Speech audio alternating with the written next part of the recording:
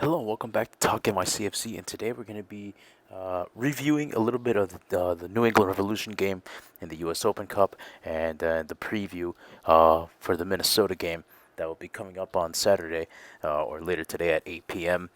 Eastern U.S. time. So it will give us enough time for us to watch the final of the UEFA Champions League. Hopefully, Liverpool wins the final because I don't think Real Madrid deserve it, and I'm a Barca fan, so I fucking hate Real Madrid.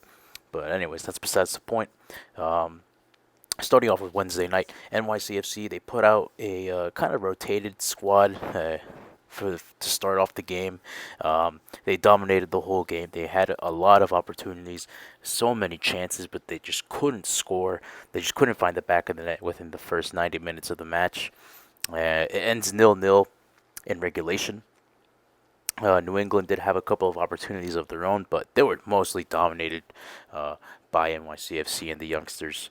No Gabriel Pereira in the two squads. Unfortunately, he was on a flight to Brazil, as I saw earlier today on Twitter, and hopefully the extension of his hamstring injury that uh, isn't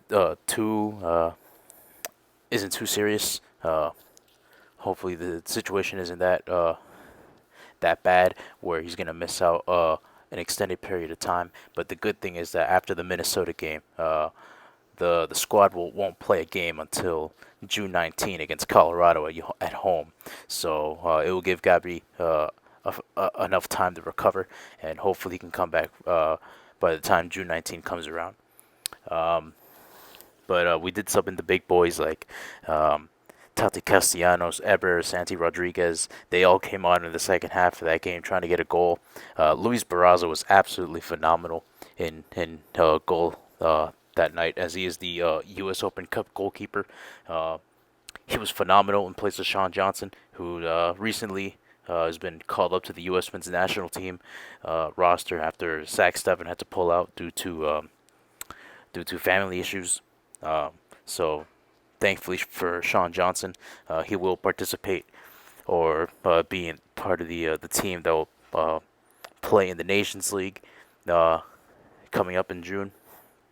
Um, Barraza, he made a phenomenal save um, at the end of extra time to keep it at 1-0. And Santi Rodriguez in the 94th minute in extra time made it 1-0, and that'd be the only goal of the game. We just needed one goal um, to get past New England, and now we'll be facing the Red Bulls in the quarterfinals of the U.S. Open Cup on June 22nd at 8 p.m. at Red Bull Arena in New Jersey. So hopefully I will get to go to that game because I've never experienced a U.S. Open Cup match before, and I've always been to Hudson River Derbies at Yankee Stadium, so I've never been to Red Bull Arena as an away fan. So I would hope that opportunity can present itself, and I could go ahead and take advantage of that. But 1-0 will be the final score on Wednesday night after extra time, and we're moving on to the quarterfinals of the U.S. Open Cup. And now, come Saturday, we'll be facing Minnesota United, who looked like they were favorites to make it all the way to the final of the U.S. Open Cup. Um, they look poised to make it at least to the quarterfinals. They hosted Union Omaha at Allianz Field, and they lost 2-1 to the USL League One team.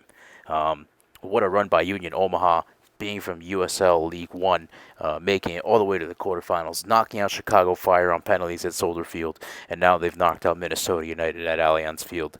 2-1 was the final score. Union Omaha with a comeback from behind victory in the U.S. Open Cup, and now they'll be facing Sporting Kansas City in the quarterfinals of that competition.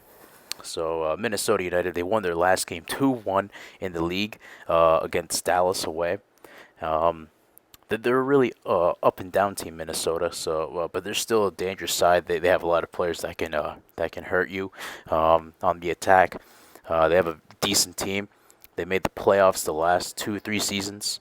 So they're a very good team, coached by Adrian Heath. Ever since 2019, their third season in MLS, they've been a pretty good team, and we haven't played them since 2019. In the very first game at Allianz Field, that game ended in a 3-3 draw, and that was really the game that helped turn around NYCFC season in 2019, and now NYCFC are looking to be only the fourth ever MLS team to have 6 consecutive shutouts in league play. Uh, it'd be a club record. Uh, and NYCFC undefeated in 10 games in all competitions so far. They haven't lost a game since April the 2nd against Toronto FC at BMO Field. So it's been almost 2 months since this team has last lost a game, and they're by far firing at all cylinders, and they are 100% worthy of that number one ranking by the MLS Power Rankings. So my prediction. Unfortunately, I do see Minnesota scoring in this game. I do see this being a tricky game for NYCFC, but I do believe the boys in blue will have enough to come at Minnesota with a victory. So my prediction is 2-1 NYCFC. Um, so yeah, if you're an NYCFC fan and you like the content on the channel, subscribe, like the video if you enjoyed it. It'll help me grow in the algorithm, and let me know how do you see this game going.